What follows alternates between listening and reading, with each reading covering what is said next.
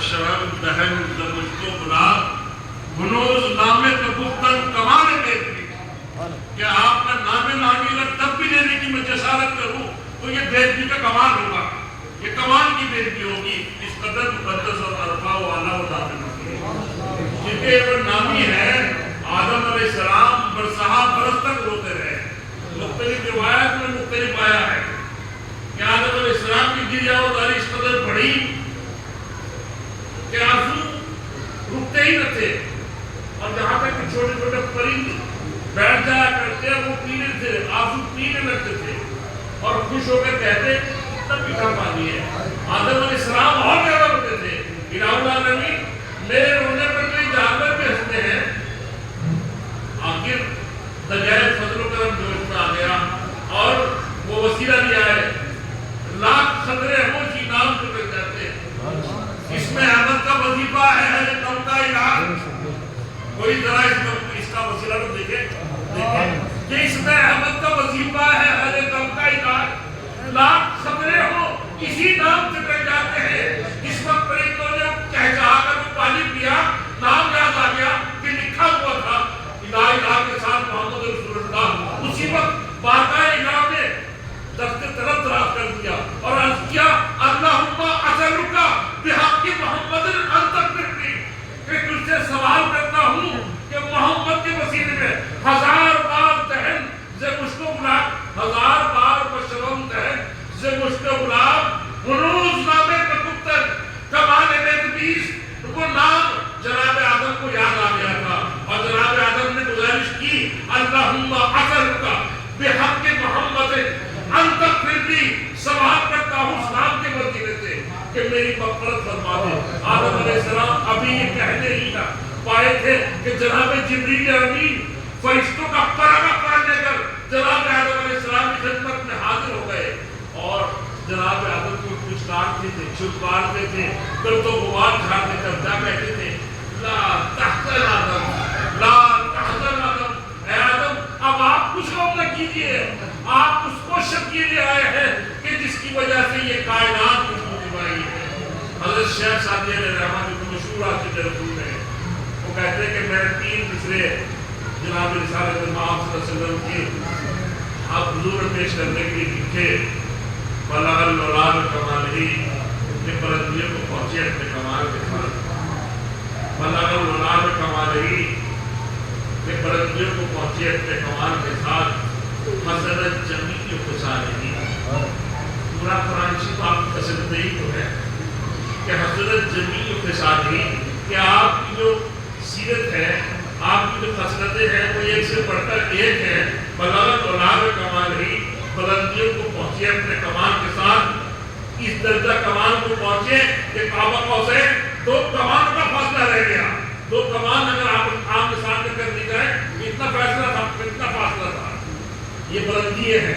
ہزاروں جبرائیل ان جیب میں کرتے بندی میں نہ جانے کس بلندی پر ہے ماشاءاللہ محمد کا۔ جناب موسیٰ علیہ السلام 40 روزے رکھے اور 40 روزے رکھنے کے بعد جیسے ہی قدم کوہ طور کی وادی میں رکھے مسواک کر لیتے ہیں کہ اے موسیٰ واپس جاؤ، 40 روزے دوبارہ رکھ کر آؤ، تمہارے منہ سے ابھی وہ خوشبو نہیں آ رہی ہے جو روزوں کی خوشبو تھی۔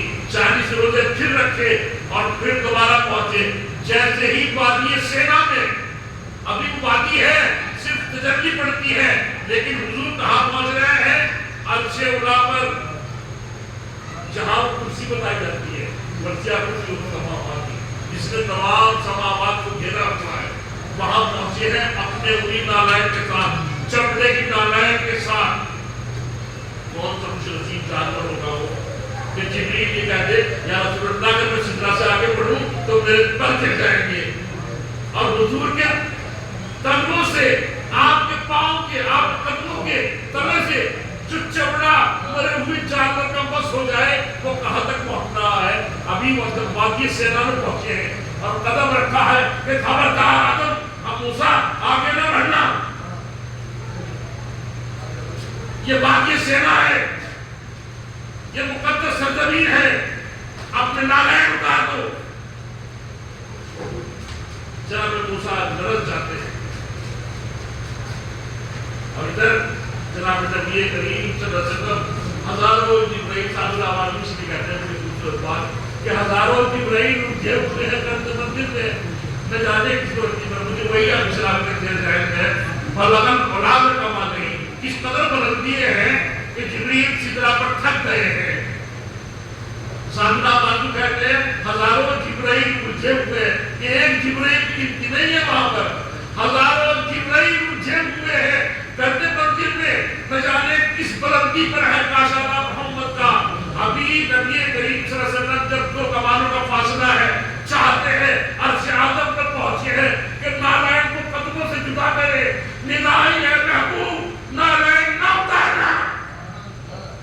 کہا کہ پروردگار موسیٰ کو حکم تھا کہ خبردار موسیٰ آگے نہ بڑھنا اور یہاں مجھے یہ حکم ہو رہا ہے کہ محبوب نالائن نہ اتارنا. کہا کہ محبوب وہاں ہماری مرضی تھی کہ کوہ سینا کی کوہ طور کی خاک جناب موسیٰ کو لگے موسیٰ کو بزرگی حاصل ہو اور جہاں ہماری مرضی یہ ہے تمہاری نالائن کی خاک عرش کو لگے عرش کو بزرگی حاصل ہو اور لگن ورحام کروا گئی.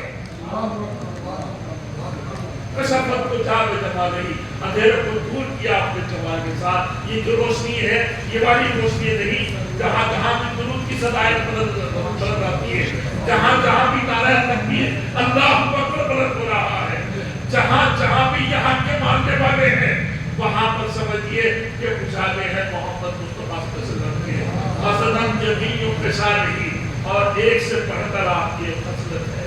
ذرا ملاحظہ کرے کوئی یہ کہ وہاں بچوں کے لیے بھی دستور ہے دشمن کے لیے بھی دستور ہے وہی محبت والا ہے بڑوں کے لیے تو جو آئین ہے وہ بھی بزرگی والا ہے.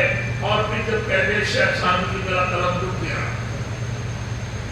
یہاں تک تو میری اپنی سوچتی میرے لفظ ہیں لیکن ثانی کہاں سوچ رہے ہیں اللہ اکبر کبیرہ. بلبل شیراز کہتے ہیں کہ میرا قلم رک گیا.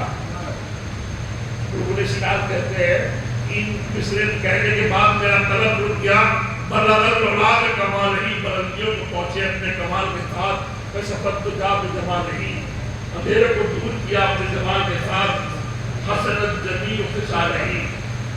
میں سو گیا آخر اور کئی روز تک جستجو میں رہا کہ آخر حضور کے نظر کیا قصہ پیش کروں چاہتا تاکہ یہ ربائی مکمل ہو جائے. آخر مقدر عہد پر تھا بلندی پر تھا دیدار سے مشرف ہوئے حضور کے دیدار سے مشرف ہوئے. آپ فرما رہے ہیں ساتھ اس میں لکھو صلو علیہ وآلہ درود آپ پر اور آپ کی آل پر اللہ اکبر کبیرہ. ایک بار آپ بھی درود پڑھتے ہیں یہ وہ حضور کا اشارہ بھی ہے. اب 5 وقت ہم درود ابراہیم پڑھتے بھی ہیں کہ اللہ جناب ابراہیم اور ان کی اولاد پر برکتیں اور رحمت نازل اور اسی طرح محمد و آل محمد پر برکتیں نازل فرما. حدیث ثقیلہ کسی چیز کی گواہ ہے.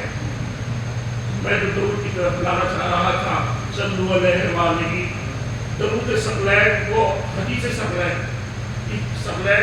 2 آپ نے فرمایا کہ میں تم میں 2 ذرا قدر چیزیں چھوڑ جا رہا ہوں اور دیکھنا یہ کبھی ایک دوسرے سے جدا نہیں ہوں گے. جس طرح رسی بل کھائے ہوئے ایک دوسرے سے جڑی رہتی ہے نا. امام جعفر صادق علیہ السلام سیدنا امام جعفر صادق علیہ السلام یہ وہ ہستی ہے. افسوس ہے ہم پر کہ ہم نے ان کے نام کو صرف پھولوں کے نام سے جانا ہے. اس نام سے نہیں جانا کہ اس کا مرید فادر آف کیمسٹری ہے. اس کو ہم کنڈے والے کے نام سے جانتے ہیں. جس کا مرید فادر آف کیمسٹری ہو اس کو ہم جانتے ہیں. کسی میں حضرت نامان سے پوچھا تھا امام ابو حنیفہ سب سے زیادہ مقدری دنیا میں پائے جاتے ہیں ان کے یہاں ہو یا وہاں ہو. تو کسی نے پوچھا تھا یا شیخ تم سے رائے تھا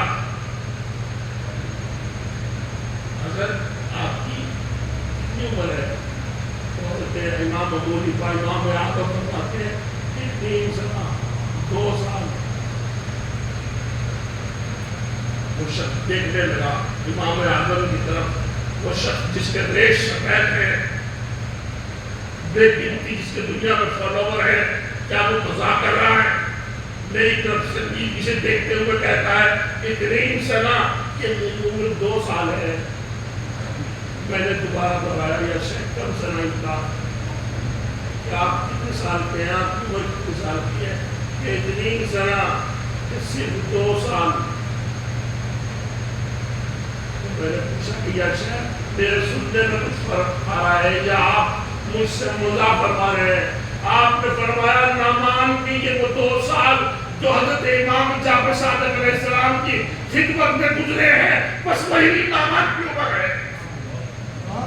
نعمان کی عمر بس وہی ہے. حضرت امام حضرت فرماتے ہیں جو یہ قرآن شریف میں پڑھتے ہو نا کہ اللہ کی رسی کو مضبوطی سے ساتھ لو, دراصل یہ رسی ہم ہیں, ہم اہل بیت ہیں. قرآن اور اہل بیت آپ نے فرمایا تھا آپ نے اپنی خطبے میں کہ میں تم میں 2 گلا قدر چھوڑے جا رہا ہوں, ایک قرآن ایک اپنی اہل بیت. خبردار انہیں مت چھوڑنا, ان کو مضبوطی سے پکڑے رہنا. آپ نے مثال سنی ہوئی کہ رسی جل جاتی ہے بند نہیں جاتے. کیوں نہیں جاتے؟ جب حضور فرما دیتے ہیں کسی چیز کو مثال کے طور پر بھی فرما دیا کہ رسی کی طرح, اب رسی کے اگر آج بھی چلے تو اس کے بند نہیں جاتے. یعنی معلوم یہ ہوا کہ اگر یہ مر بھی جائے تو قرآن اور اہل بیت الگ الگ نہیں ہوں گے. اور باقی اگر کوئی دعویٰ کر رہا ہے تو دعویٰ کرنے والا جانے, دعویٰ کر رہا ہے تو دعویٰ کرنے والا جانے. لیکن قرآن اور اہل بیت آل رسول یہ کبھی الگ الگ نہیں ہوں گے. اور انہیں خود سے پکڑ رکھنا یہاں تک کہ یہ مجھ سے حوض کوثر پر آ کر ملاقات کریں گے اور تمہاری گواہی دیں گے. ایک بار مجھے بات کر دیجیے گا. سلام اللہ